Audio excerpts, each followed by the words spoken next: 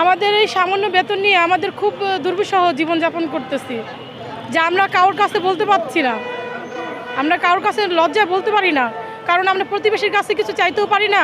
আর আমরা না খেয়ে থাকলেও তারাও বলতে পারে না, আমাদের সাহায্য করার মতো কেউ মানুষ নেই। মানবতা হারিয়ে গেছে। আমি 6,500 টাকা বেতনে ঢুকছিলাম, এখন বর্তমানে 7,500 টাকা বেতনে আসছে। বাইরে থেকে মানুষ বুঝতে পারে সরকারি চাকরি বেতনটাও ঠিক ওরকমই 15 থেকে 20,000 টাকা বাইরের লোক মনে করে, কিন্তু তা তো না। আমাদের মাত্র 7,500 টাকা বেতন, এটা কি কোনো সরকারি বেতন হতে পারে? আইসি 320 টাকা মাই দিছে, ঢাকার উদ্দেশ্যে আইসি তা নেই। আরেক দফাদার খাওয়াইছে, তারা আমাদের সহযোগিতা করতেছে। আসলে আমরা গরিব, আমরা অবহেলিত।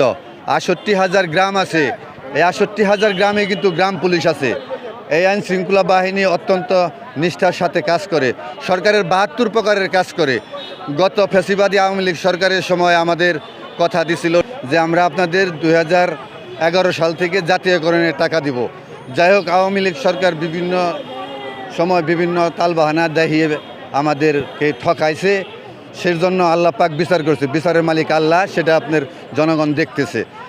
তারপরে আসলে ডক্টর ইউনূস স্যার, ওনার সময় আমরা আন্দোলন করলাম, উনি আমাদের সীমিত আকারে দিছে, ধাইনা বলতে তা না, যেহেতু উনি ক্ষমতায় আসছিল, আর কোনো দিন আসতে পারবো কিনা আল্লাহ পাকই জানে, কিন্তু উনি আমাদের 1,000 টাকা বাড়িয়ে দিছে।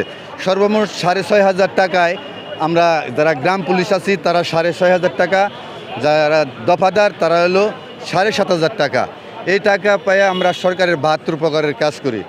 তো সর্বোপরি দেশনায়ক বর্তমান সফল প্রধানমন্ত্রী তারেক রহমান স্যারের কাছে আমাদের রিকোয়েস্ট, আমাদের গরিবের প্রতি যদি উনি সহায় হয় তাহলে আল্লাহ পাক উনাকে আরও ভালো করব। তারেক রহমানের উদ্দেশ্য একটাই আমাদের বলার আছে, আমাদের যেন মৌলিক চাহিদা যেন পূরণ হয়।